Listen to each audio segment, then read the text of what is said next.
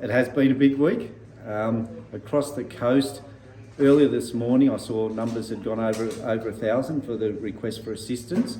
A lot of those, so we're thinking nearly 500, so half of them towards being flood response type activities, whether that be evacuation, whether it be flood rescue. Of course, the flooding is the big impact. We have these 3 big lakes, we've got the river that feeds it, and yeah, it's the people in the low-lying areas around the lakes, the people beside the rivers that have really been impacted.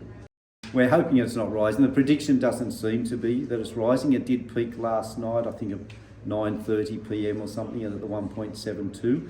That's for Tuggerah Lakes I'm talking about. Yeah, so moving forward it should continue to fall.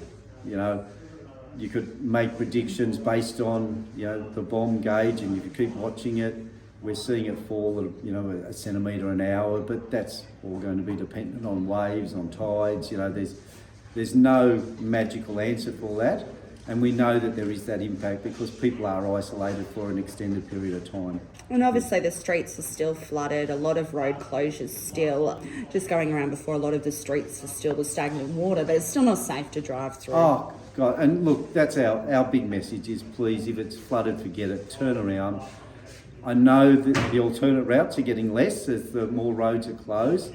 Much easier to drive an extra 20 minutes or whatever it is than to put yourself at risk and then to put us at risk and all the other agencies at risk to rescue people. So please turn around. If it's flooded, forget it.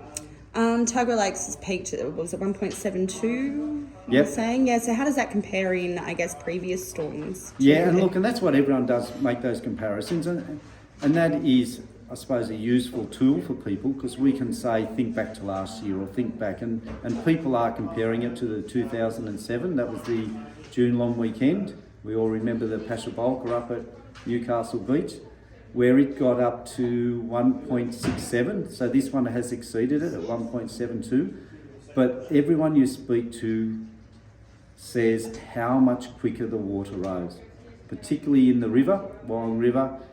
People that have said haven't seen things like this in their lifetime, that it rose so quickly. It did catch people unawares. We knew about it, people were prepared, but the rate of rise is what really got us. And the water should be around for at least a few days in homes and that. The evacuation orders are still in place, and they are in place until they're removed.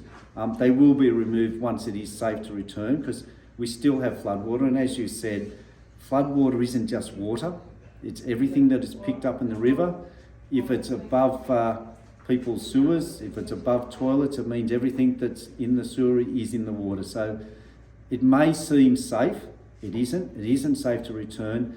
The evacuation order is still in place, and there will be a lifting of it when it is safe to return.